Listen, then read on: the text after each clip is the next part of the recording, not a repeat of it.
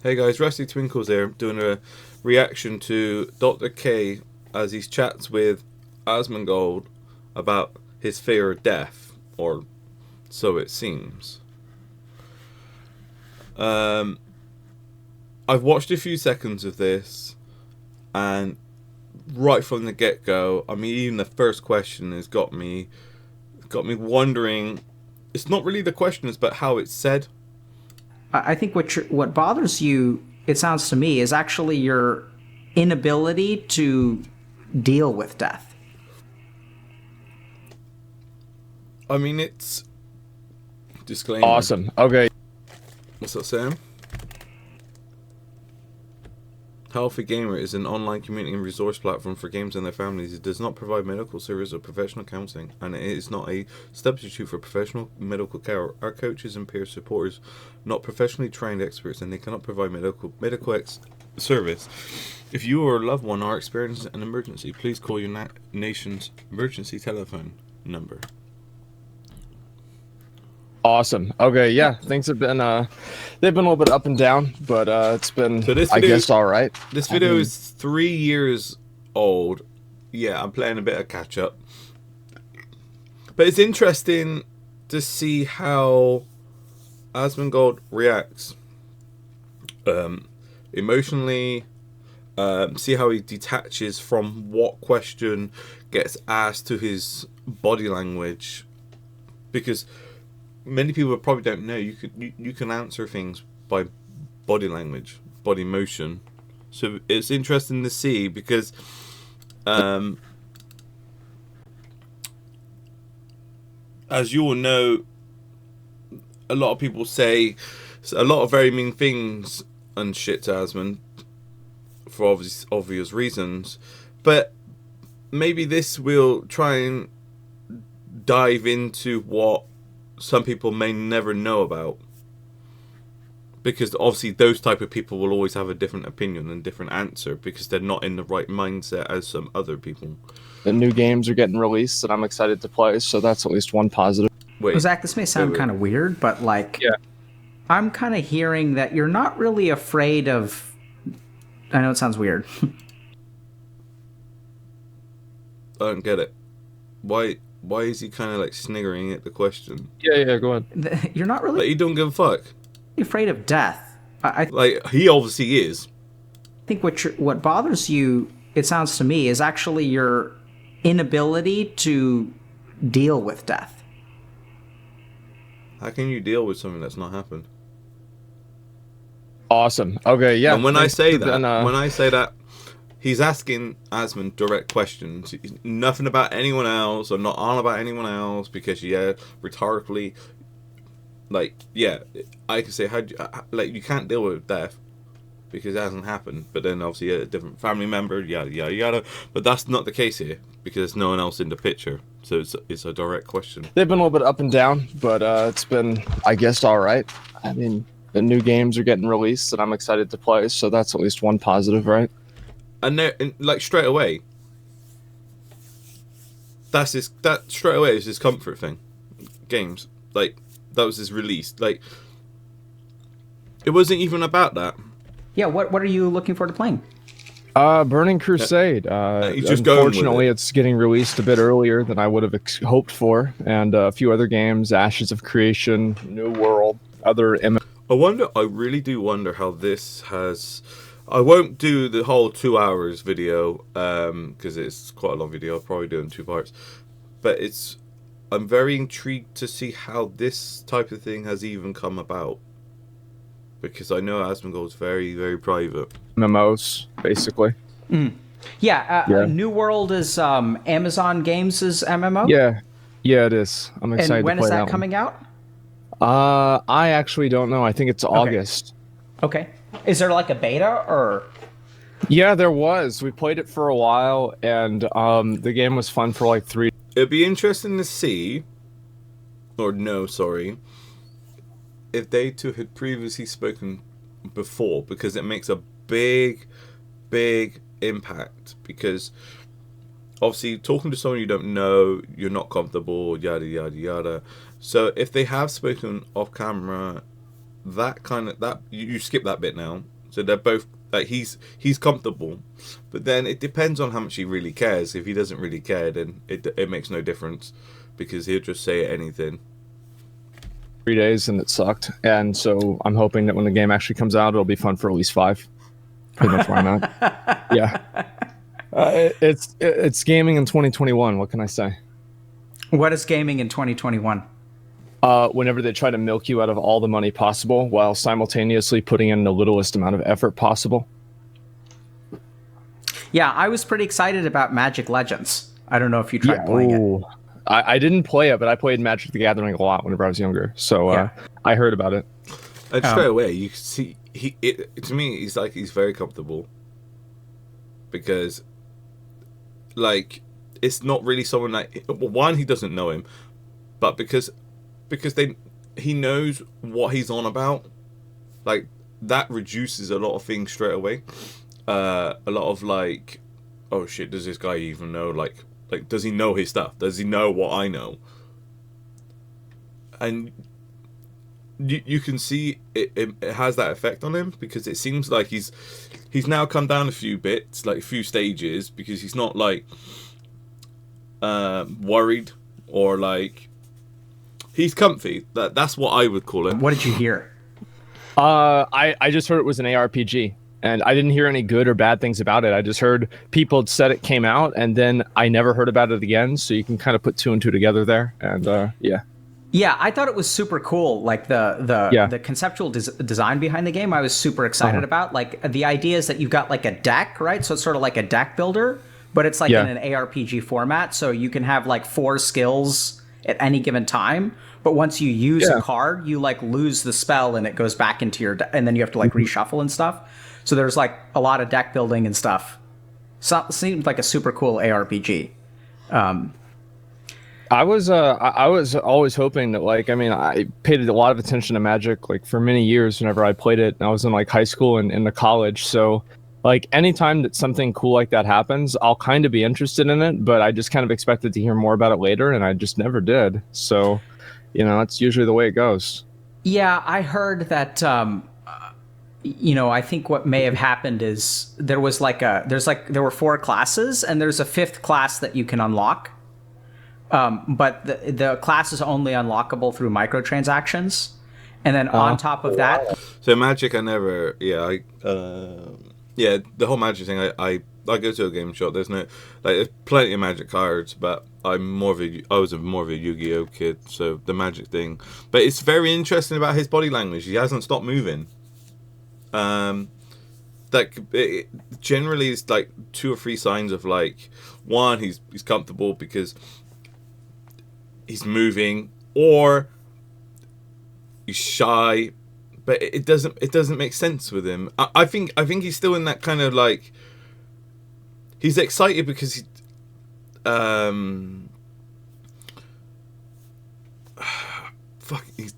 fucking hard to read. The microtransactions are RNG. So the class is a drop from a loot box. So people were spending like $500 and still like not getting the class.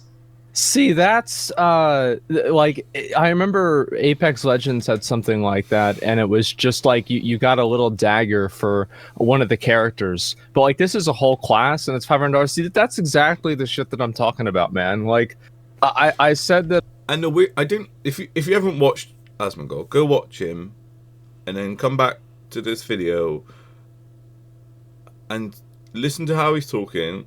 Look how he's always adjusting himself to where he does the live streams or the videos for YouTube.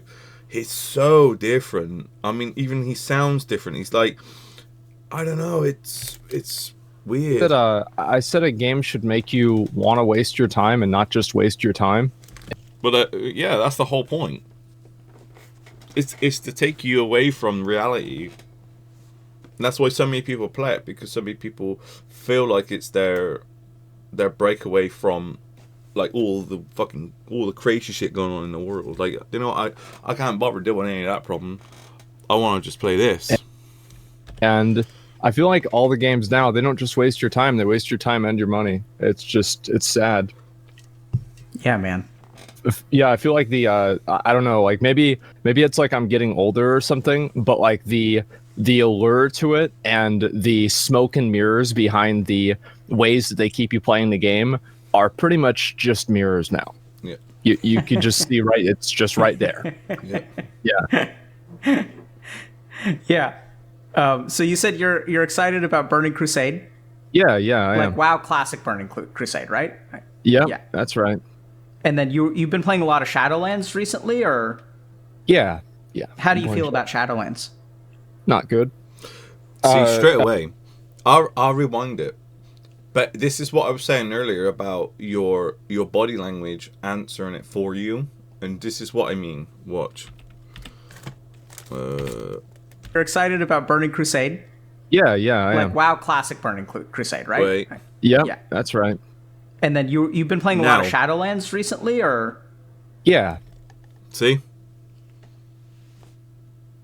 That's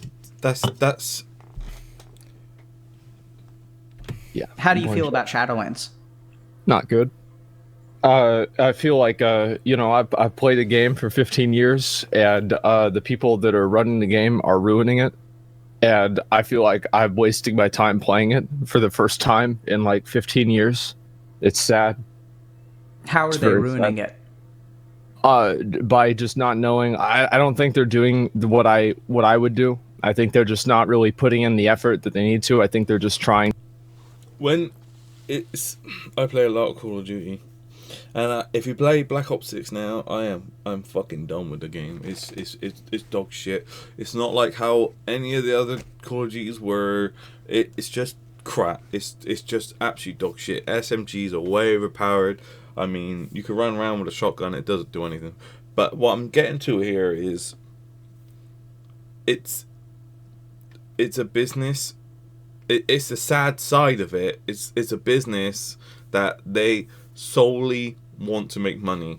They really don't care if they upset people, if they pee people off. You know what I mean? They don't care. It's just money. But for me, with Call of Duty, it's a big shame because we've played it since Call of Duty 3, which is like, 18 years. Played every single one of them. I think Ghost I played like 2 hours, and I just pretty much took the game back. Yeah, but where he's going with this is that I think it's like, you spent all my life playing it, and all of a sudden now it's just not the same. There's no love in the game. Like Call of Duty Zombies now, I mean, jeez, they're just scraping by. I mean, there was nothing wrong with the original Zombies. Actually, that's not the real term, the name of it, but anyway. But yeah, I agree with it, Asmon. It's a shame that something for so long has been the same, and everyone, the amount of thousands of comments I read on TikTok, YouTube, Facebook, everywhere else, and everyone says how much they really enjoyed the Modern Warfare 2, Black Ops 2, Black Ops, all that stuff, and then you get given a game of Black Ops 6, or you buy a game, and it's just like, surely they would have learned something by now. Like, actually fucking listen to people's comments about the games they spend years playing. It's so fucking obvious. Like the players obviously know the game better than the developers. It's just a fact. But yet they still choose not to listen. And I think that's what it is. He's getting so just fed up. And to kind of compel people to play the game longer rather than enjoy the game. If that makes sense. Yeah, I love your way with language, like compel versus enjoy. Yes, you know? Yes. Yeah, because he's talking from someone who's played it, like I was just explaining about Call of Duty. It's fucking true. It's true. Games have been people's mental breakaway from life for a long, like, I got older brothers and they've been playing like SNES, but the world wasn't really that much of a bigger problem than it is now. And that's why people say, like, the gaming industry is absolutely fucking booming, because people rely on it for that mental breakaway from the real world, from everything that happens, whether it's on Twitter, the news, or whatever they crap. Like, people don't give a fuck about that. They want to shut their curtains and just play what they enjoy. But when the developers don't listen, don't put people's input on the game because they've spent all their fucking life playing it, it just ends up as dog shit. So that a game should make you want to waste your time, not Yeah. waste your time. Yeah, it should be exciting. Just waste your, you want to spend all day playing the game, not you have to. Yeah. Yeah. And that's the way it used to be. Yeah. And like, I always wonder, right, is this because I'm older? Is it because the game is worse? And it's like, you can never really dissect the two, because no, I really believe it's because people are fucking money greedy, and they make a game however they want. Like, you know what I mean? They put in whatever they want. They won't care about people, like players' opinions. They don't bother with any of that. It's just simply, fuck it, let's quickly throw this game together, and they buy it because it's a new Call of Duty game. Everyone always buys it. But also, I'm starting to see now people make games for this generation. You know what I mean? Like, all the skins, all the stuff for the guns, all the characters. I don't really remember that in Call of Duty 4, Modern Warfare 2, 3. You know what I mean? What happened to the campaigns? Those campaigns were fucking brilliant. You know what I mean? They were spot on. If you never played them because you're missing out. And a lot of comments I see now are people, like teenagers now, like my son's teenager, and they play the games now, but they have no idea what they've missed on. You know what I mean? Because you can't, experience them in like some sort of controlled environment, but it does feel a lot different than it did. Oh yeah, 100%. You can't experience them in a controlled environment. What? Yeah.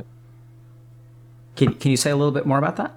Well, yeah. So, like, for example, if I go and I play a game that I used to play whenever I was a kid, I can't really go back and experience that for the first time. It's like you can never step in the same river twice, right? Yep. And it's kind of the same paradigm where if I go back and I play Super Mario World for the 800th time, it's not going to be the same experience as I had whenever I was 5 years old playing. So when I was 5 years old, I played Resident Evil, and now with adult money, I've pretty much bought every single fucking one of them, sometimes swipe over. But yeah, I played Resident Evil 2, Leon, Claire, police station, and all that stuff, when I was 5.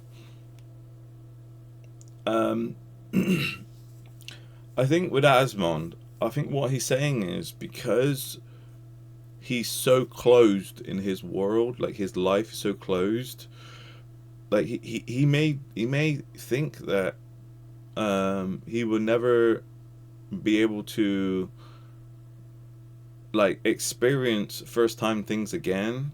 So when my son, who's now 6, when he was 5, he was watching me months actually ages ago. He was watching me play Resident Evil 2, and then he was like, "Oh wow, can I play?" And I was like, "Do you know what? I did," and that's how I can express how what Asmongold's saying. Like, you could play Smash Bros 800 times, it'll never feel like the same. I think now he's enclosed. He probably feels like nothing's ever going to expand or anything's ever going to change, because he can't. For him, he can't have that first time experience. But it doesn't mean you as a person can experience, like, you know what I mean, it's impossible to experience again, but it's not stopping you from seeing someone else. Like when my son played Resident Evil 2 for the first time, and like Resident Evil 3, he prefers Resident Evil 3 with Carlos. And for me, it was like, holy fuck. Like, it was for me how I felt when I played it for the first time, watching my older brother play it. And it was amazing. Oh my fucking god, it was amazing. I mean, it was just the same when I used to watch the original Yu-Gi-Oh series. I still have the cards, but you know what I mean? No matter how many times I watch it, it's not the same. But then my son was like, oh, what's this? Why have we got all these weird cards and pictures? And so I showed him the obviously season 1 of Yu-Gi-Oh, and he absolutely loved it. Like, we're about a year into it now, and he's got more cards than me. He's got 2 binders full, and I think Asmon needs to maybe try and think a bit more out of the box, because he's so it sounds like he's so enclosed, and that he misses he misses a lot of his childhood life. And again, go back to Call of Duty, a lot of people say, like, to all these new players, like, you haven't got a clue what you missed. Okay, Verdansk on Warzone, etc, etc, but like Call of Duty, like 3, a multiplayer, oh my fucking god, I have never seen so many people talk in one game before. It was absolutely crazy. But I think that's what it is. I think he obviously may think and feel like he'll never experience the first time thing again, but it doesn't mean that it's for him. But maybe he can witness it from a different perspective of a person playing. You know what I mean? It and getting upset and mad because I couldn't beat the game. So it's like, is the attachment to the games and the drive to play them diminishing because of the quality of the games, or is it diminishing because no, you just want it to be a how different it used to be. point in my life? I agree. You see what I mean? Yeah. I'm wondering if you're turning into a boomer. Me too. Right? Me too. Me too. Yeah. Yeah, and that's fucking that's soul destroying for him, because he doesn't want to feel like, going back to the thing, like, he's not scared of death, because everything that someone looks forward to, and for instance Asmongold, everything he looks forward to sadly is gone. You know what I mean? There isn't a price on being able to go back in time and experience it. Like, it sounds like he doesn't care what happens in his future. You know what I mean? It's all the fun, exciting stuff before. Look at his reaction, being called a fucking boomer. You see what I mean? Yeah. I'm wondering if you're turning into a boomer. Like, what the fuck? Now he's blaming. He's thinking, well, okay, this is my fault. Maybe I shouldn't be thinking about all the great stuff I did as a child, all the great memories I had as a teenager, and because nothing is the same, he's got nothing to look forward to in the future. And sadly, it's the same like Call of Duty now. It's dog shit. I play 1 hour multiplayer and I give up. It's boring as fuck. It's boring.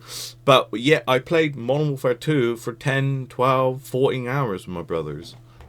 Like seriously, how the fuck do you work this out? Where did they go fucking wrong? You know what I mean? And you probably think, oh well, you get older, some people are just better. I had like a 19 kill streak. It was like 6 away from a fucking nuke. I'm assuming there's 25 kill streak still, the same as MW2 and whatever. You know what I mean? So it's not really being about a bad player or being older makes you shitter. That's not how it is. It's just the games are more made for kids today than like the older players before. But that's fucking... Me too. Right? Me too. Yeah. Right. Back in the day. Back in my day, we didn't have any microtransactions. It was just the good times. You bought the game from Blockbuster and you took it home and you played it for 3 days. That's how. And that's what he wishes that was still the same. I bet some of you don't know, with Black Ops 6, there was actually a release in store. It wasn't all digital download, obviously for PC players and stuff. You got no choice, but yeah, there was a small gathering of, I think it was Game, I think it was. Was it Game? Or yeah, the purple shop, I think it was. I can't remember. But yeah, there was a small gathering, and actually, I don't blame them, because I think what it is, people have now realized what they've missed. Like, everything was so normal before, you just go and do it. And now, you can't go to that same shop to pick up a midnight release because the fucking shop's not there. I think people who are really close with gaming, like really personally heavily involved in gaming from such a young age, that is a massive downfall. That is a big, like, fucking shit thing. That was for me too. Let me tell you what happened is you'd go to a game and you'd purchase it. Imagine that. The game was yours. You didn't need none internet. No. To play it. It was great. It really was. Yeah, I didn't need to be it all too well. A single player game didn't need to be connected to their multiplayer server. I could just play it by myself. When my cow stepped on my Ethernet cable, I could just keep playing. What the hell's a battle pass? I never heard of that. Yeah, I know all too damn well. It's sad. See, when I play multiplayer with my brother now and my wife,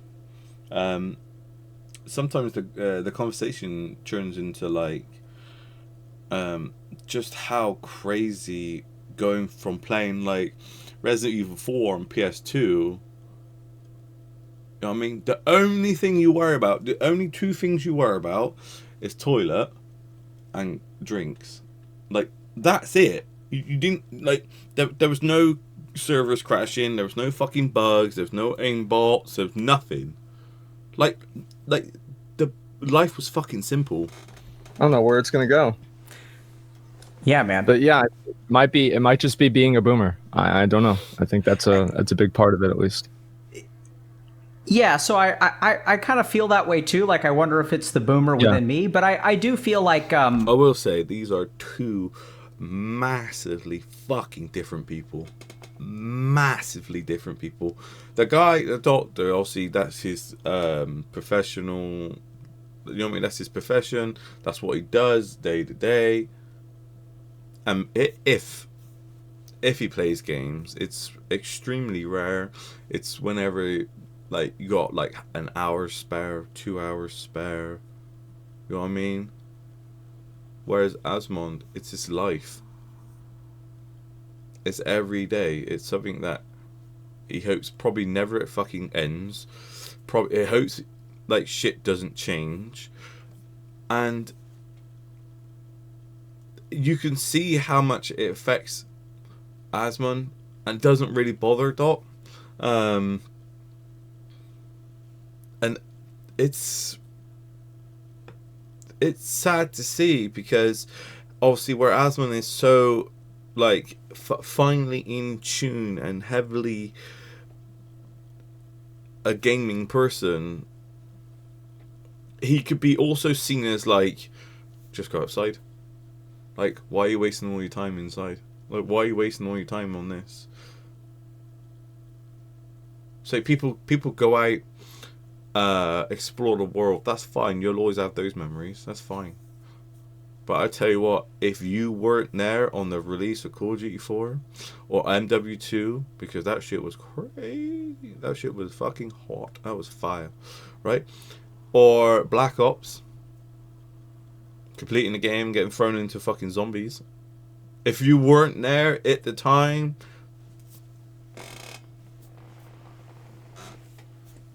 you missed out. And even older people than me and him that went to the midnight release of PS1, which my brother did, he said fucking crazy. It fucking thousands of people queuing up. And I can only imagine what that must have been like. That must have been absolutely mental. But the vibe, the feeling, the aurora of it, my God, you'll never get that again. Going into a game shop and like paying, I think it was like £100 fucking for the MW2, the metal case one, or even the Black Ops metal case. or even buying the art,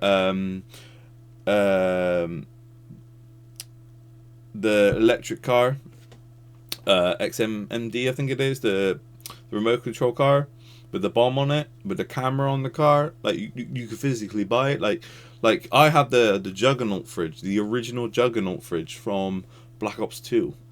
Absolutely fucking pristine. It works. I've used it because obviously it's a fridge, but now, oh my god, I wouldn't even dare have that in some, like. But going and getting it, going into a game shop, and everyone like having the same mental idea, like they're all there to enjoy the game, enjoy the feeling, enjoy the fucking the atmosphere, and I think that's what he misses. There is one possible way he can get it back. One very expensive way, because obviously Asmon has money. There is one logical way. It will be a very expensive. Is to open his own game shop. Realistically, that's kind of, but then again, people don't really buy games anymore, do they? It's all that digital download, like the doctor said. What's happening, kind of like what I think you captured it well, that a lot of game designers are trying to make a game that's that you're compelled to play as opposed to enjoyable to play. Can I just share like a bizarre experience I had like about a year ago? Absolutely. So I was at I used to be in Boston, and sometimes I would go to like business networking events. Ooh. And so sometimes like at these business networking events, like you'd meet people who are like, in different industries. And so like I met like this MBA who was interested in the gaming industry. He was like, yeah, like I'm like I work in the gaming industry. And I was like, awesome. What games do you like? And he was like, oh, I don't like games. I don't play them. I was like, what interests Money. I fucking bet it's money. Or making people enjoy them. you? And he was like, oh, like, I think that the monetization opportunities are like really fantastic.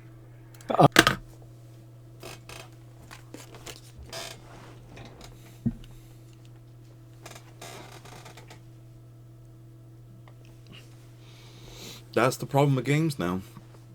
It's not about the game. It's not about the fucking person buying it. It's not about the person fucking playing it. It's about the fucking person paying for it, because it's the fucking. I bet. Oh my god. And I was like, right. no. He works at Activision now. I know who that is. Yeah, and I was like, they actually exist. Like people. Is that Doc? I wonder if that's Doc. Dr. Disrespect, I bet it is. Because if you didn't know, he made maps for MW2 or MW3. He was part of the team that developed multiplayer maps. And you know what it reminds me of, actually, is can I tell you another random story? I guess I'm the one telling stories today. So when I was training to become a psychiatrist, I had this eye-opening lecture from this just absolutely brilliant guy. And his name was Dr. Freudenreich. And so we were talking about, medicine and the practice of medicine within like medicine and healthcare. So, I'm a doctor, I practice medicine, but in my job, it's like healthcare. There's like a hospital, there's insurance, there's billing, there's administration, all this kind of stuff. And he's like, if you don't like your job and you don't like healthcare, the problem is that, 20 years ago, a hospital system had something called the Forms Committee. Can you imagine what the Forms Committee does? They probably process forms. Yes, absolutely. That's literally it. Yeah. So they process forms, and the committee actually makes the forms. So there's a group of people who decides what are the forms that people need to fill out. And when the Forms Committee was launched, they asked doctors to be a part of it. And can you imagine what the doctors said? Not my problem. Please no. Absolutely. We hate paperwork. We hate it. I didn't go to medical school and train for 7 years to become a neurosurgeon and devote over a decade of my life so I could figure out what forms need to be filled out. I did it to do neurosurgery on people with brain cancer. And so there were no doctors on the Forms Committee. And then then what happened is all these people decided which forms the neurosurgeon has to fill out. Huh. And then we lost the battle. Wow. And this is what's happening in the gaming industry now, is that, like, we've got people who aren't gamers who are designing video games. That's just about right. And they just necessitate a need for themselves. All they fucking got to do is listen to the people playing the game. There you go. This is exactly what I said. Like, they fucking make a game and go, £80. I don't know, $100. Fucking $80, I don't know. Like, why would they care? Unfortunately, the world's now, like people just don't give a fuck. It's a big F you to everyone. You want to play this game? You want to play my franchise? $80, $100. Like, where has those people gone that actually cared? Oh, that's right. They fired them. Because, like, if they'll always come out with new forms or new things that you have to do because they don't want to, show how useless they are. I think that happens a lot too. It's like they're kind of creating a problem and then presenting themselves as a solution for it. I think that happens with a lot of games too. Can you share a little bit more about that? How do you know that? I mean, like, it's a lot of things. I think that really, like, one example of this is, like, in the game I play a lot, World of Warcraft, like, they will release, like, some sort of, like, let's say it's a way to get really good armor or to, like, make your legendary weapons or something like that. And you will have to repeat a process over and over and over in a way that is transparently just a method of extending your playtime rather than... To COD players, it's the exact same thing about all the skins on the gun. It's exactly, you keep doing the same shit, and it's like you're basically the fish in the pond, and the people that make the games, they're just throwing the bread in crumb by crumb, and you'll always eat it because it's good shit, it's good stuff. They keep doing it. It'd be fucking skins for guns, skins for fucking people. It'd be fucking gum fucking packs or whatever, and it's every single game because they know, same as Fortnite, they know the kids will be going into their mum's fucking stuff or going on their mum's phone buying all this stuff because it's about money, and they know people will buy it. So again, they just keep throwing the crumbs into the water, and the fish will basically keep eating, and it's sad. It's sad that you pay £80, $100, whatever, for a game, and then you feel good, you got a new game, yeah, I'm gonna be on it for days and days and days, and then after 3 hours you think, what the fuck is this shit? And then to encourage you to keep playing, oh yeah, buy this skin, it's great, it's got like a fucking dragon on it or some shit. It's the same thing. Making you enjoy the content. So you do this over and over and over, and then later on, like maybe a year later, they will make it easier in the way that people initially wanted it to be 1 year ago. And it's just crazy. Like it, and like it, as I said, it kind of lifts it pulls the curtain away, and you can just see all the machinery in the back. It's like the Wizard of Oz, right? You just see him in the little room broadcasting, and it's no longer this like experience that you have. The willing suspension of disbelief is removed, and you're just stuck there like a rat in a maze. It sucks. It sounds terrifying. I mean, I feel like I gotta share this. I'm hopeful though. So I think, like, at the end of the day, like, did you play Hades? I played it for maybe 20 minutes. I had fun for those 20 minutes, though. So I think Hades is a great example. Like, I absolutely love the game, and I think it's, like, an example. What I'm terrified of is the AAA clones of Hades. Oh, yeah. Because they're coming. Oh, no doubt. I mean... So, in shooter terms, it's basically like Fortnite. because Fortnite did so fucking well, and Fortnite looks so, in my opinion, silly with all the stupid colors and all the gun, the jumping, all that other stuff. What you'll find is games are gone, oh my god, people are actually spending money on crap for part of the game. Let's do it. Let's do the same fucking thing. And then you'll find certain games will have the same sort of like stuff. That's basically the same thing. Absolutely. And like the game, it's not like I stopped playing it because I didn't want to. I just stopped playing it because I had to go back to streaming, and that's why. And I haven't really had time to play it. But yeah, it was a really fun game. I enjoyed it. It was very clean. It was very well designed. And there's some things that are just kind of missing. Did you play Valheim? I kind of got the same experience with that too. I love Valheim. Yeah. And that's something made by 5 people, right? And yeah. It just feels like these big game companies. I told people that they're instead of too big to fail, it's too big to succeed. That's really the way I feel. It's like it takes them forever to. It doesn't matter if you got 50 people on your team to make a game or 200 people. If those people don't care about the game they're making, like I know Halo, I saw a video on Asmongold. He did a reaction to a video of a Halo has now got their own place with a new bunch of people to make the game the kind of right way, quote unquote, the right way where people used to enjoy it. So that'll be interesting. No, I've never played Halo, but what I'm getting at is they can make Black Ops 6. I'll just quote again. 6 fucking games. It's dog shit. My personal opinion, it's rubbish. It's nothing like how it used to be, and it never will be, because 1, it's not for us. 2, it's for the new gamers, because they're the ones.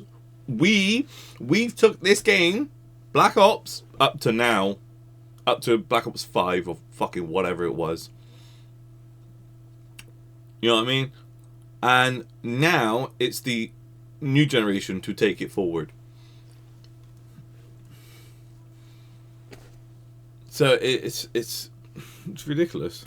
Do anything, it's like overproduced, and they have like this fixation on the lighting on a character's nose rather than the gameplay that everybody goes with. Yep. Yeah, I remember hearing about Dragon Age Origins 3. Yeah. So I don't know if you played the original Dragon Age, but the original Dragon Age. Oh, we just got $1,000 donation. Holy shit! And what it seems like, oh my God. As someone who struggles with mental health, what you're doing is invaluable. Thank you. Complaining about video games. I was gonna say. But going back to what I said earlier, people, I won't say so much, as in my other videos. But there's a reason why I'm watching this on a personal level. Reacting to it, sorry. But again, going back to what I said, people play games because it's their mental break away from real world problems. Like when you play a game, you show your courage, or do whatever you want, sit on your sofa, sit at your as Asmongold quoted, battle station, which is fucking absolutely brilliant, and play your games, whether it's Minecraft, whether it's Call of Duty, World of Warcraft, like, you know what I mean? It doesn't matter what it is. It doesn't matter who you are. You do it to get away from everything. That's your breakaway.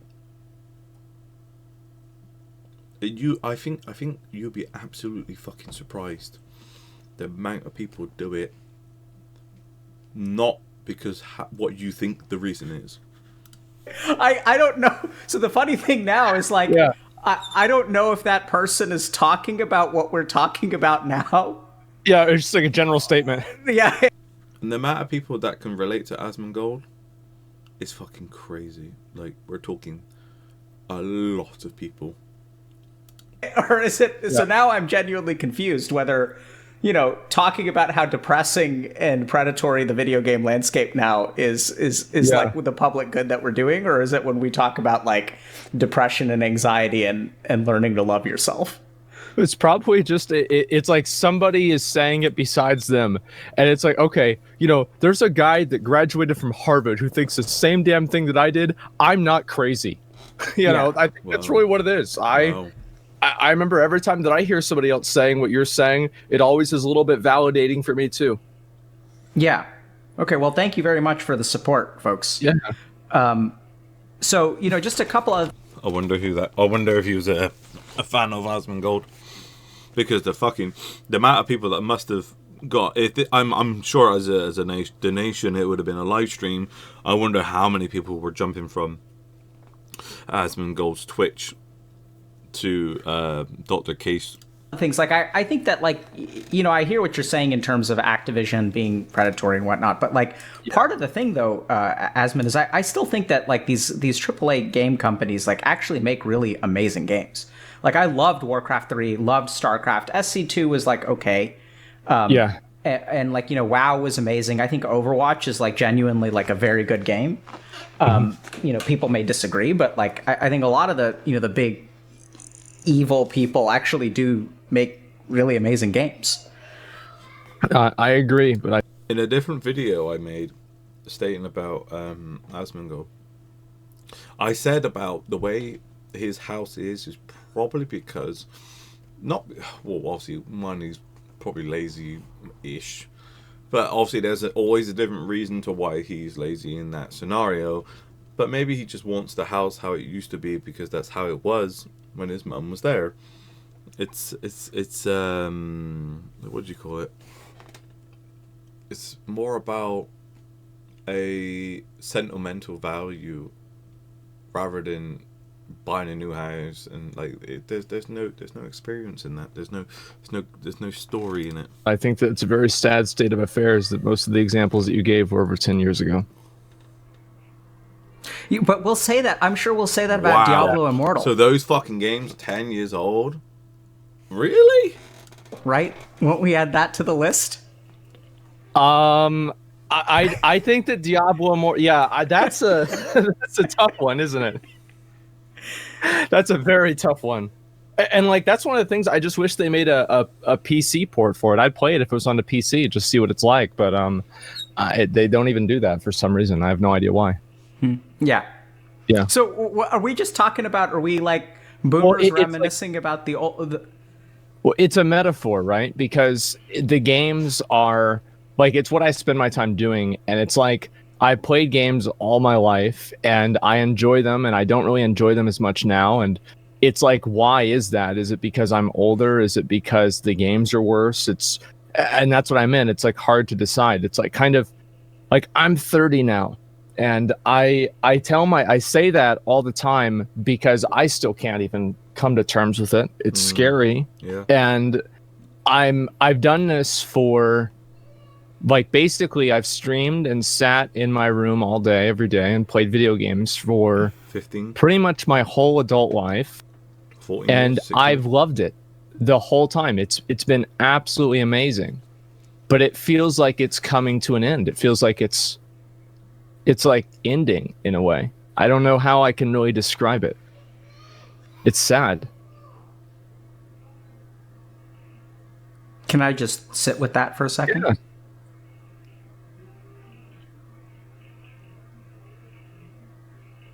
You know, when you say that, what comes to mind? Have you played Dark Souls?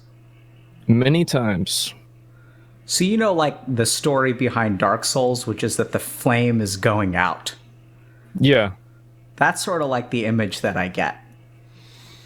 Yeah, I mean, I hope I don't end up like King Gwyn, but yeah, I could see that. Absolutely. Yeah, it's and I think it's just also like What happened to King Gwyn? I never played it. Be interesting to know, because now he's stating that he hopes he doesn't end up like him. Kind of done. If someone knows that, like Gwyn. Look, if my hair keeps getting longer and I've gotten a few gray hairs, yeah, it's getting there, man. It's getting there. Asmongold, oh Lord my of God. Cinder. Yeah, that's right. Oh my God, that's scary to think. And I did actually choose that ending too. Oh no. So yeah, I mean, it's definitely scary because like I feel like I've done pretty much everything that I wanted to do, and I've accomplished a lot of things I've wanted to do. And it's like kind of I'm aimless in a way because I don't have the same motivation to really do anything. Like I do, you know, I go through the same motions and I do the same stuff, but it's not with the same level of enthusiastic deterministic it's like determinism that I used to have. It's just kind of I'm doing. The only difference that I could think of right now is the YouTube. I know he did a lot of YouTube videos and stuff, but the streaming was what kind of like it took him up. It took him up. No, I'm not doing that. What you're thinking, but yeah, it took him up to different levels. And I guess it's the excitement, it's the experience of having the followers and having the chat every day and all that stuff. But, you know what I mean? If you keep scribbling a pen, it's going to run out at some point. But yeah, that's what I'm saying. The only difference, like he stated a few times where his enjoyment and stuff was when he was way younger. Maybe it was before all the uploading onto YouTube and being on Twitch and stuff.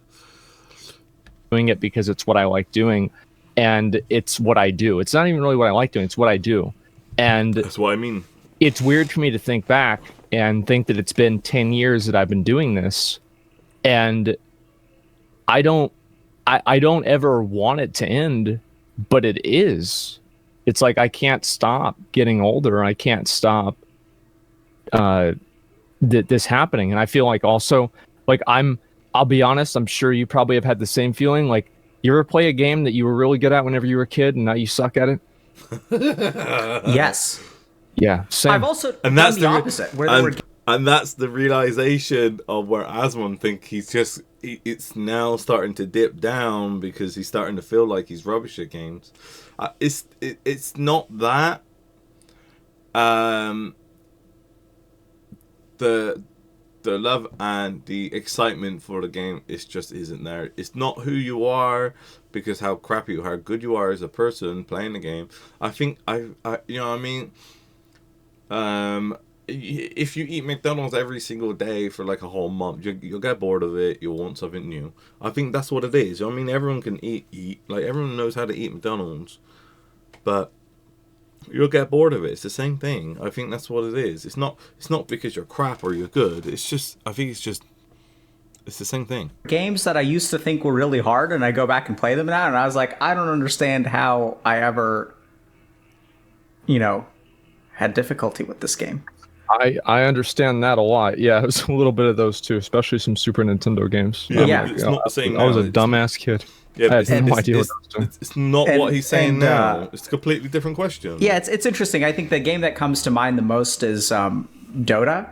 So I've been playing Dota for over a decade. And, and like I was bad at Dota, and then for a while I was like pretty good at Dota. Like I was probably like, somewhere in the top 10 or 20% of the player base.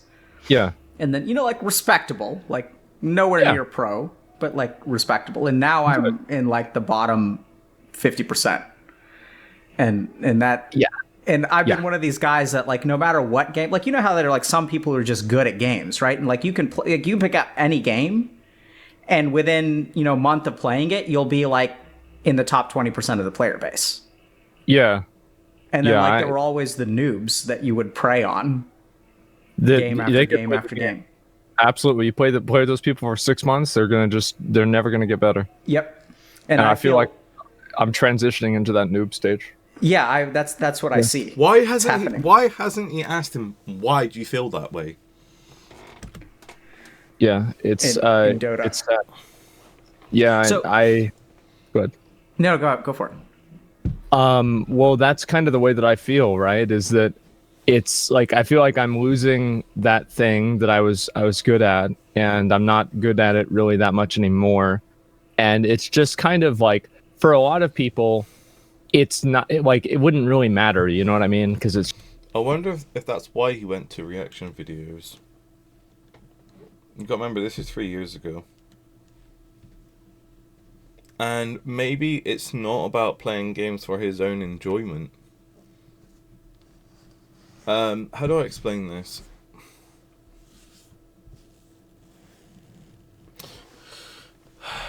Like, if you started a YouTube channel, or if you started I'll say YouTube channel, because I post videos. So, if you start a new YouTube channel, and you upload videos, and people start commenting, and you get like 100 views, then 400 views, like then 800 views, and you think, oh my god, I need to do more. I need more. You start putting more videos out, more videos and more videos, and the views go up, the views go up, the views go up, and then you get to 1 million subscribers, which one day I hope. And you put more videos out, more videos out, more videos out, and you get to 2 million subscribers. And then, let's say you hop onto Twitch, and you do that for 5 years. It's just a repeating pattern. You just wake up, jump on Twitch, 12 hours on Twitch, go to bed, get up, back to Twitch. So what I'm getting at is you're not playing games for the love of games. You're not playing it because it's your enjoyment. You're playing it because you just kind of need to. You need to, like you got a pond with lots of fish. You need to feed them. And it doesn't matter if it's pellets, if it's a bit of bread. You know what I mean? If it's summertime, you put something a bit more nicer in. You know what I mean? Whatever. You just got to put content out. I mean, if I did a Twitch, if I went live on Twitch and I played Resident Evil, it would not feel the same if I played it on my own privately. Because it's two different complete concepts of playing it.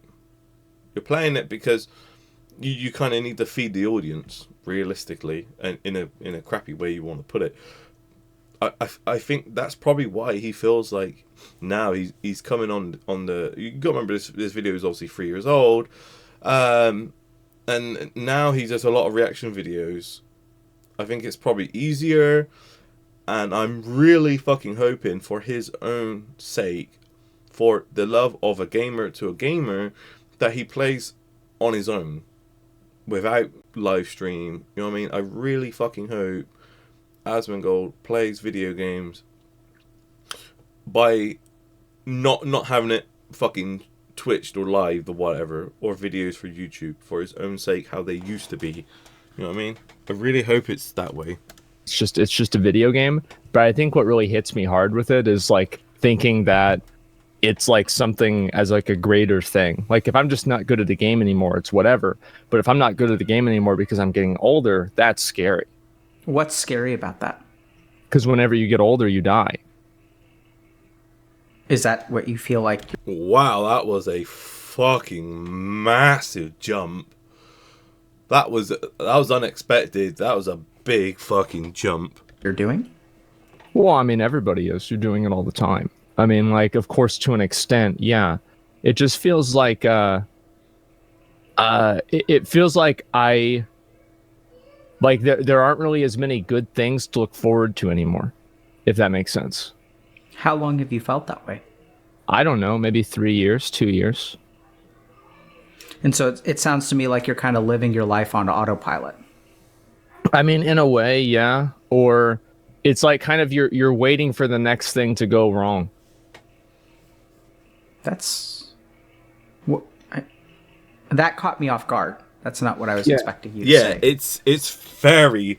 It went from, oh damn boys, I really wish games used to be the way you used to be, and now he's on about yeah, but if I'm playing games and I'm a lot worse, that means I'm getting older. Well, that means I'm gonna die. That is a massive fucking jump. Psychologically, that is a big fucking jump. What do you mean you're waiting? Has a lot gone wrong? Sorry.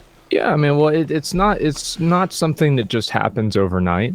It's just something that kind of it's either like a slow deterioration, or it could be something that just kind of happens, right? Of course. And it's one of those things where it's kind of hard to pinpoint when it happens, but if you go back and you look 2 years like before, like in the past, you'd see that things are clearly better. And there was no real day where things changed, but it was just like a slow... There is definitely a fucking point of interest that he's going from. Absolutely he is. And I'm curious to see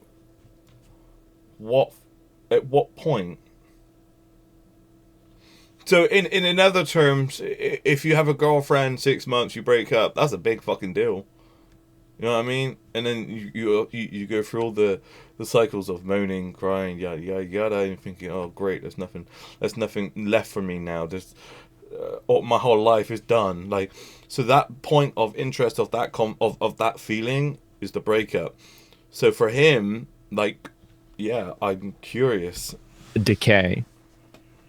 Yeah, that sounds bleak. How were things for you? How were things for you 3 years ago?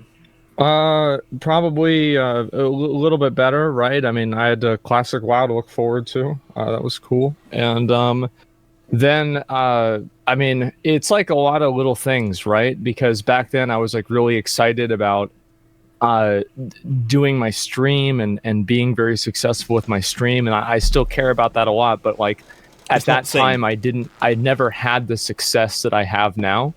So it wasn't like I still had that to work towards, if that makes sense. Yeah. So again, now it's the repeat, and it's great. Like sometimes I have a video 500,000 views. Like I fucking went absolutely crazy. Like Jesus Christ. And now my videos sometimes barely get 200 views. But for him, it's just flat lines. Because it's the same thing. And there's nothing exciting, like he's saying. There's nothing exciting to look forward to anymore, isn't it? You know what I mean? What's the point in waking up anymore? Because, jeez, I'm just going to go on to Twitch and do the same thing on the same game. Like, what's the point? So it seems like you had a goal.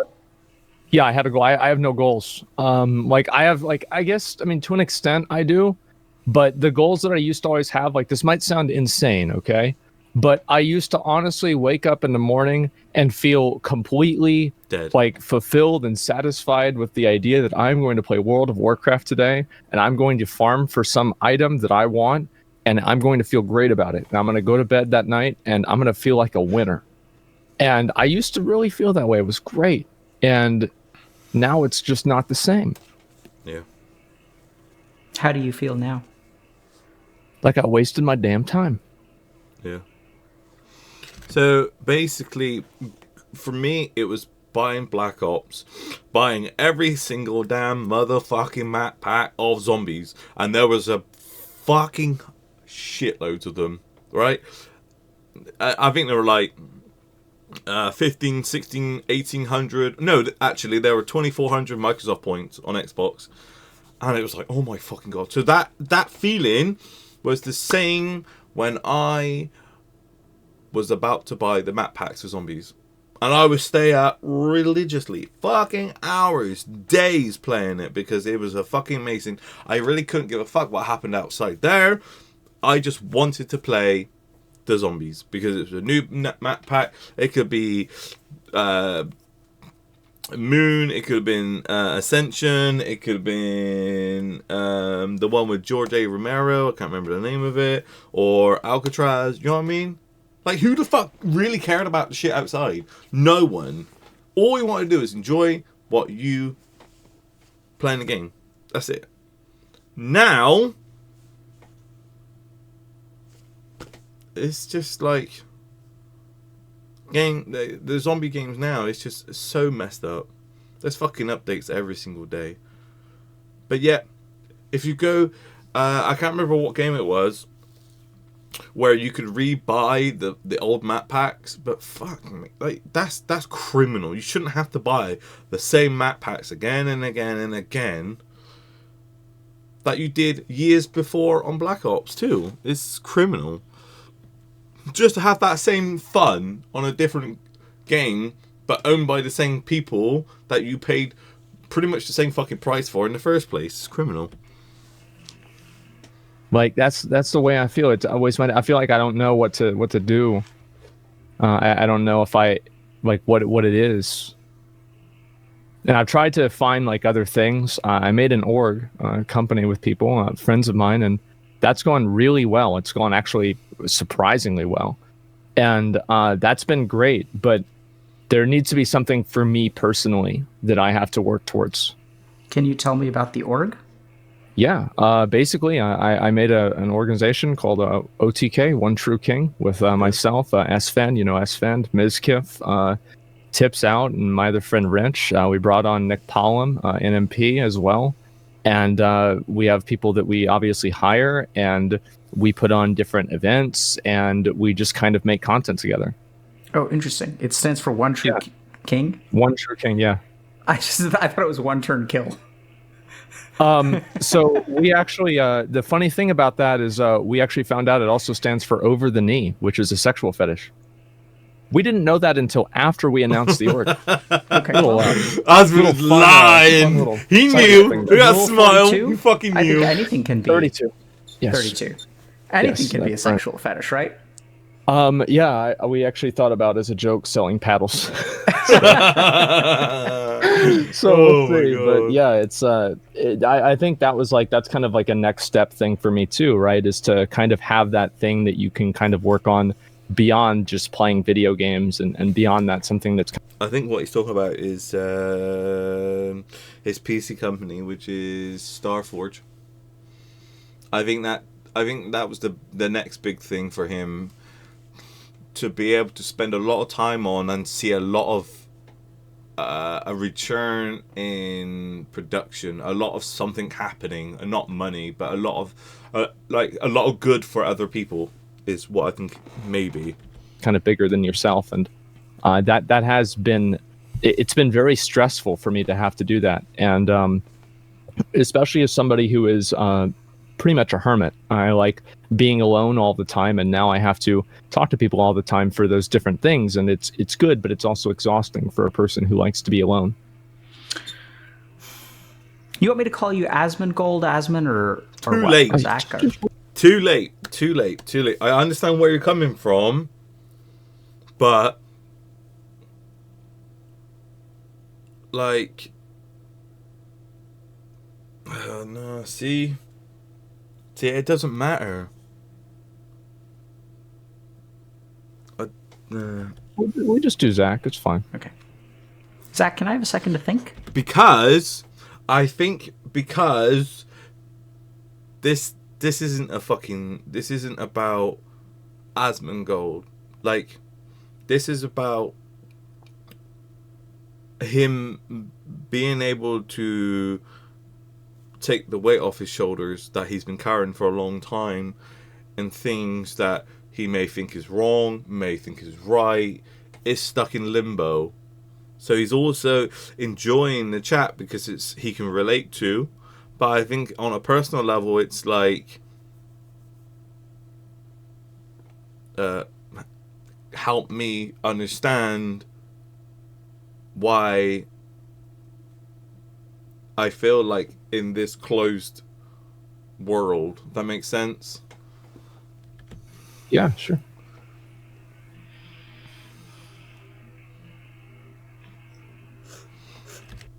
And not calling him Asmon, because people who call him Asmon is like the boys playing World of Warcraft, doing fucking raids, doing all that other shit.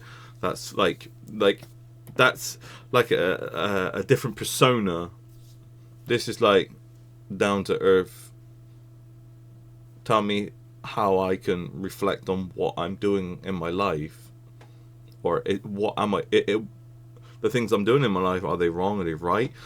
Everyone does things their own way, different ways. Some things they enjoy more, but I think that's why sometimes when I refer Asmongold as Zach, because I respect him as a person, because I can relate to him quite a few ways, So that's why if I say Zach, in near the end of the video, which this is going to come to quite soon, that's why I say Zach, because I respect him as a person, but obviously Asmongold, because that's the channel, that's what he shadows his life on too.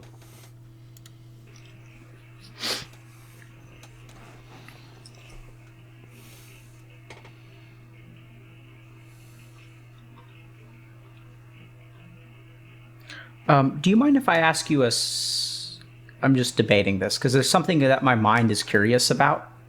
But I'm wondering if maybe like asking this question is embarrassing. I was debating maybe asking it to you. You got to be fucking joking me.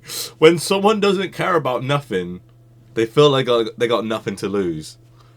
Just bear that in mind. You in private, but it's something that you had publicly spoken about on stream before, and I find myself kind of wondering. Yeah, go ahead. Did you ever go see that dentist and get your teeth taken care of? Yeah, I did. I still need to get more of them taken care of. Absolutely. It takes me like my teeth are fucked up, right? And so there's a lot of work that I need to have done. See, if I go back to somewhat of the beginning of the video to how he is now, his persona has now changed because I guess his teeth is something everyone can see, so he can't hide it. So it's something that he doesn't have to try and hide the conversation about. That makes sense. So, you know what I mean? If someone was balding and you put a hat on every single fucking day, and someone's like, well, "Wait a minute, why are you wearing a hat every day?" Like, you know what I mean? You can't do that. So yeah, and actually I made a comment on a different video I made reacting to something else, and actually, like, in all fucking fairness, this fucking dude actually looks like he's really, really good fucking healthy now. Like 100% go watch one of his newer videos. Of course, every time I put all the links and stuff below on the description for everything on Asmongold, and I'll put also the original link to the Dr. K chats with Asmongold on his channel in the description, which I'll obviously every time, which I think is fair anyway. But yeah. And with COVID and everything, I have been a little bit slower on doing it. But yes, I've had a number of my teeth fixed and taken care of. Now I have to do... The only reason why he would generally ask that is because he's saying he's a hermit and he stays in and doesn't really give a fuck about anything else and just wants to play games and tries to enjoy involvement with other people playing games. Is how easy was it for him to basically leave the house to have it done? You know what I mean? People go to dentists because they got to check up. They need to go because they got a toothache. And Asmon's already stating that his teeth were fucked. So for someone not to really care about them, why would he go? And if that's how he feels inside the house, that he's a hermit, you know what I mean? Like, I wonder what that transition was for him to go. Was it just too painful? Was it just getting, like, do you know what, actually, I really don't like how they look, or maybe someone's commented, because someone can simply make a comment about someone and it will fucking 100% change their life, negative or positively. You'd be very surprised. So I'm intrigued to see why he asked. I think probably 2 or 3 more visits. How do you feel about that? Well, there's a funny thing about that. So whenever I was younger, I used to always eat my food really fast, and then it would make me sick to my stomach because I ate my food so fast. And then all my teeth fell out and I couldn't do it anymore. And I stopped getting sick after eating my food. And now that I got my teeth back, I'm eating... I wonder if it's because he would eat his food so fucking fast to go back to the game. I can relate 100%. I'm just curious. Eating my food again and I'm getting sick again. So... Wow, yeah, that's basically where we're at. And I don't know if there's really a moral to that story or anything like that, but it's basically it's basically what it is. And it's not like an eating disorder. I just eat food very fast, right? I just want to eat the food. Like, eating food is like it's like a daily quest in a video game where, like, I just want to get it out of the way as fast as I can so I can move on to actually playing daily quests in video game. That's what I said. So yeah, when I was younger, it was just like, oh, it'd be fucking tea time, but my game's on. Yes, yes, people, you could fucking pause a game years and years ago, but the longer the game was paused, the longer you were away from the game, and the only reason why you would scoff your food down is to finish the fucking game. It's the same thing. Games. That's basically it. Yeah. Yeah. Get my RL daily quests out of the way so that I can do my virtual dailies. Yeah, min-max it, and you know, sometimes it doesn't turn out very well, but yeah, I mean, I do. I'm glad that I've gotten them fixed more, and it's kind of, it was really bad. Like there were a few times where I stopped streaming because one of my teeth broke or fell out or something like that, and you could tell whenever I was streaming, and it just kind of. There are a lot of things that I have no problem with people looking at me and seeing, but that was one of them that was just a little bit too much. Yeah. Okay. So I'm going to just kind of think out loud for a second, because I'm noticing, you know, potentially a direction of this conversation that's a little bit aligned with what we usually do. So I know we started talking about like, you know, gaming and being, you know, boomers, and back in the day, like, you know. Yeah, but because now he's comfortable, he's okay. He's kind of like he's comfortable. Now some things will slip through the net. Like it don't matter how big your net is, you can't catch every fish in the ocean. So so things are now slipping through the net. He's now like he's not as fidgety. So I'm guessing the fidgety is because he's nervous. And at the beginning, and now things are starting to be said openly, and he's not that bothered, to be honest. I mean, obviously, one of the big things with Asmon was always obviously his teeth. So asking that is kind of like putting a crack in the wall between shit I don't want to tell you because how it makes me feel, or shit I don't want to tell you. Is it, you know what I mean? So now he is saying that. I think he's going to start kind of like being a bit more on a personal level on how he finds things or struggles with things. Sorry. Back in the day, like you didn't have a server that gave you matchmaking. You had to go out and find your match yourself. But you had to make friends, yeah, and it was great. You had to create a custom lobby, and you never knew who would show up and whether they would be a hacker. And there was no reporting system for hackers. Xbox Live didn't give a shit. Nope. Yeah. Yeah. Nope. I remember all too well. Yep. So we kind of started out there, and I'm noticing that you're someone who's quite driven, and that you used to look forward to the day. Like you'd wake up and you'd play WoW and you'd really enjoy it, and it was an exciting and fulfilling life. You were also somewhat, you know, skilled or lucky, and became like, you know, successful through that. And then just like in the world of Dark Souls, like, you know, there's only a limited amount of fuel. And the flame starts to dim. And then like now what I'm kind of hearing from you is like you don't have goals. Like you don't have that zest that used to drive you. And I was going to say there's nothing really to look forward to in the same way that there used to be. Great point. I'll kind of get to that in a second. So yeah, I love. And then like you even tried stuff, right? Like you've heard from the others that if you're like tired of gaming, like make an org, like do something else, like come up with a new goal for yourself.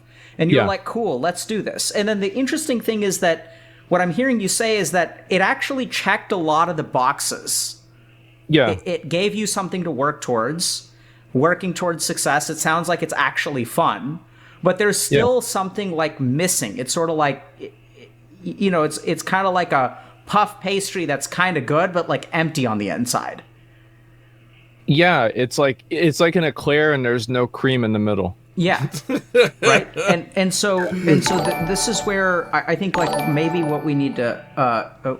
We're getting donations. Sorry. I think what we want to talk about today is like goals and the nature of fulfillment. Yeah. And I'm also curious, are you afraid of dying? No. Yes. Yes, very much so. No, not. Very much so. It's the same as like the gray hairs, or I go get gray hairs. It's like the memento mori of it, and I pull them out of my beard. I cut them out of my beard because it just freaks me out. It totally freaks me out, and like I'm so scared of it. Okay. Absolutely. So I think we can. This is something I can work with. Yeah. Zach, I'm actually like, I feel pretty good that this is something that you can overcome. Like, I know. The best way. No, I won't say that I've been able to overcome it is by reminding myself that I'm just a very intelligent monkey, and I have no idea how the world and the inner workings of the universe really exist, right? Like, I have no idea what I'm talking about. Just sit back, shut up, and enjoy the ride. Like, that's been the best way that I've learned to cope with it. Yeah, so that sounds like a good coping mechanism, but it sounds like a coping mechanism. Yeah, it's not a fix. Yeah. Okay. Yeah. So there's a part of me that says, like, why not just learn how the universe works? Because I don't think you can pierce the veil. I don't think people can. I don't think it's possible. It's the same as, like, I don't think how like an ant couldn't learn physics. I don't think people can do it. And I think that's a completely reasonable experience. I mean, a completely reasonable view. And I think that, you're not going to understand that people can pierce the veil until you pierce the veil. Yeah. I mean, I guess that's a good way to say it. I mean, people didn't know there was fire until they made fire. They didn't know there was electricity until that happened. Yeah, and so this is where I think the interesting thing is historically. So I think the problem is that where you are, many people have been historically. And this is where my confidence comes from, is because I think that, like, you have a lot of the features that I'm going to outline in a second that I think are, you're really falling into a pattern here. Can I just keep talking? Yes. So the first is that a lot of times excitement and motivation come from goals, especially for young people, right? Like, so I set a goal for myself. I want to be something. I want to accomplish something. And so you climb to the top of the mountain, and it's the image of the view at the top of the mountain which motivates you to climb. Yeah. And so this is the most natural form of, like, motivation and, like, goal setting and excitement. Like, you were building something, you were growing, you were playing games, you were loving it. I wonder if he's gonna say the fact that it's not where he wants to be. It's the problem is how he gets to where he wants. You know what I mean? He knows where the goal, like he's saying, the goal's at the top, but maybe the problem is getting up to it, and that he doesn't believe in himself. Yeah. And then you reach to the top of the mountain, and even then, the view at the top of the mountain is glorious. But now what? Yeah. Right? You've done it. And so this is where, it's like you're slowly sliding down the side of the mountain, and every once in a while you stop sliding, and you trick yourself and tell yourself that it's a win, but the fact is that you're just losing slower.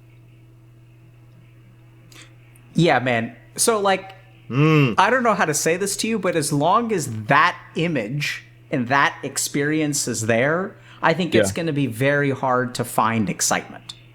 Yeah, I would say so. Right? So here's what I'm hearing. I think sliding down the mountain is a good... You seem like you wanted to say something. Go for it. Well, I think that it's more that it's not just a metaphor for gaming. It's like, I think whenever you're younger, right, you look forward to maybe getting your first girlfriend, getting a car, learning how to drive, going to college, like moving out, or a bunch of these different firsts. And I feel like all of the fun firsts that I have are pretty much over with, and I'm just kind of I'm. Some people will call it a midlife crisis. You think you've hit that massive giant boulder in your life and you can't move forward. Some people will say it was a midlife crisis. Waiting for the bad first to happen, And it's like I really only have bad things to look forward to for the rest of my life, in a way. It sounds really bleak, but that's really how I feel. Yeah, I'm glad you're sharing that, because I think it's bleak, and also it's reasonable. And here's the reason it's reasonable, because so far fulfillment from you has come from cresting the mountain, right? And so like, here's what I'm hearing is like, there's an uphill part, and once we get to the top, it doesn't matter whether you're facing north, south, east, or west. There's only one way to go. Yep. That sure is. Yeah. Right?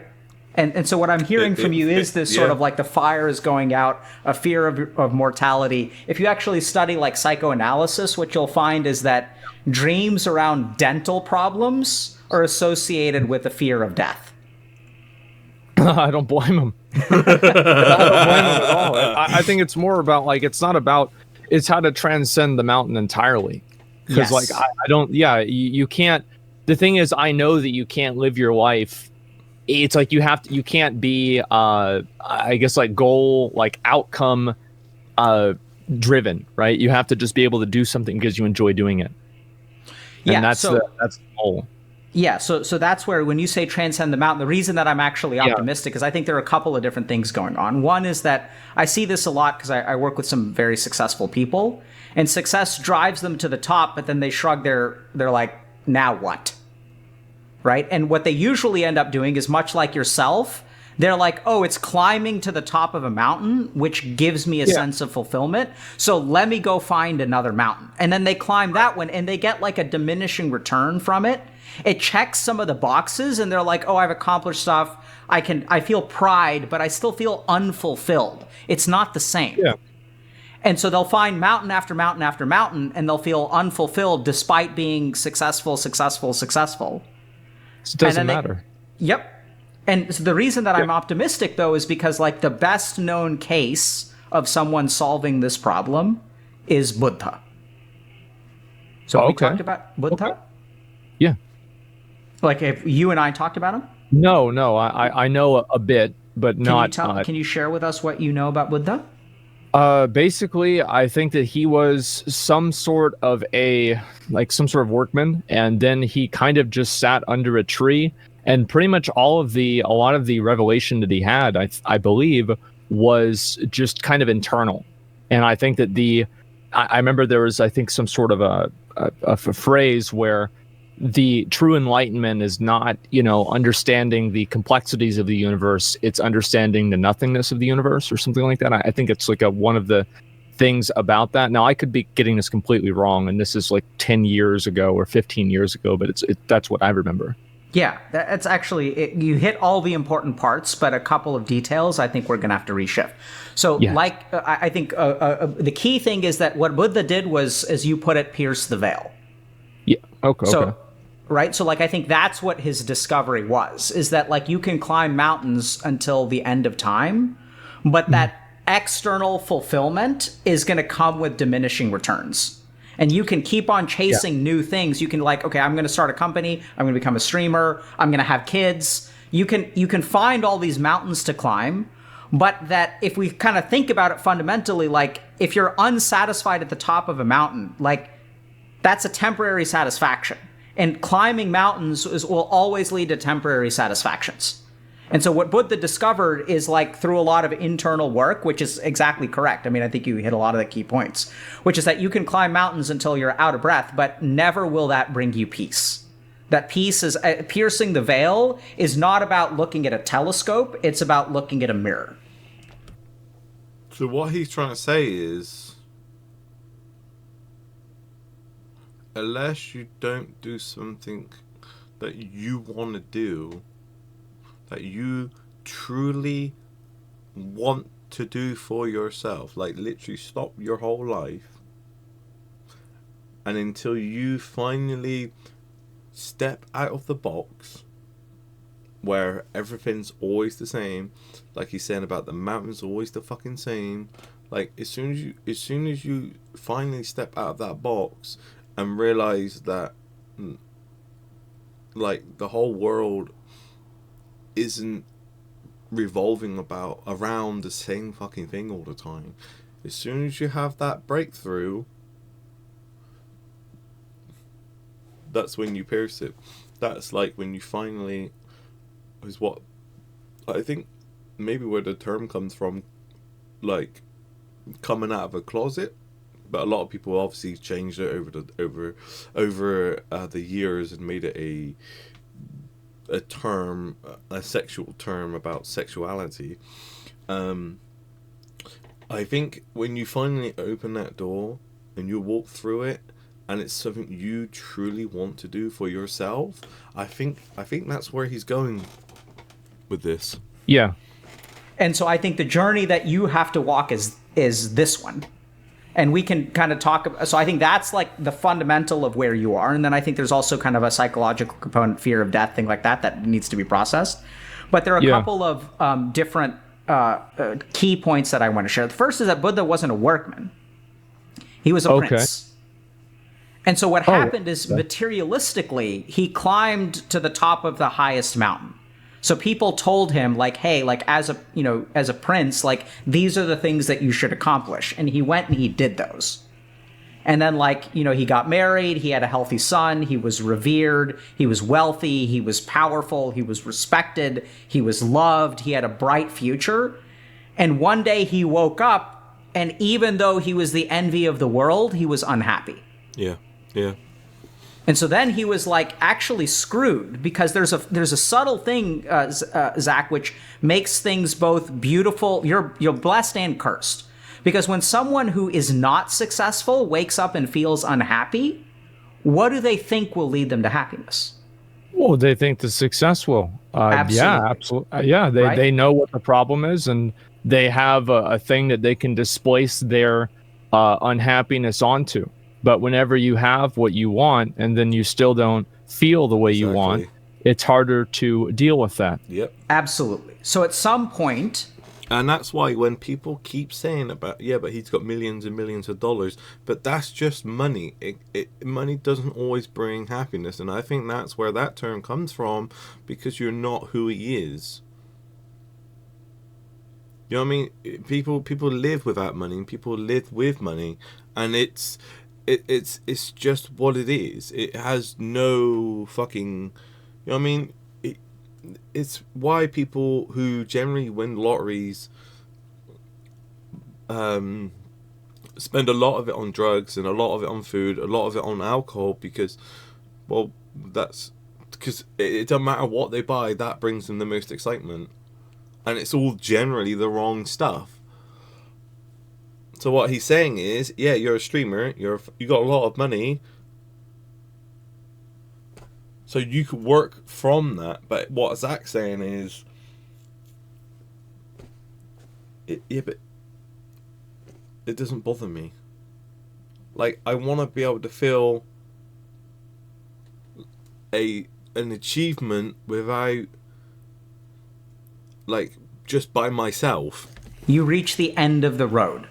Right? And the worse my life is, the further I can go, like repairing things, like playing games, fixing your teeth, launching an organization. You kind of tried your hand at a couple things. You're taking care of business. You're continuing to be successful. And yet, once we get to kind of the top, then we begin to realize we're like faced with this problem, which is like, where does happiness come from? And this is the really, really crazy thing. If you look at the Hindu and Buddhist traditions, I don't know if you're familiar with this. I'm going to go into a little bit of history lesson. Is that okay?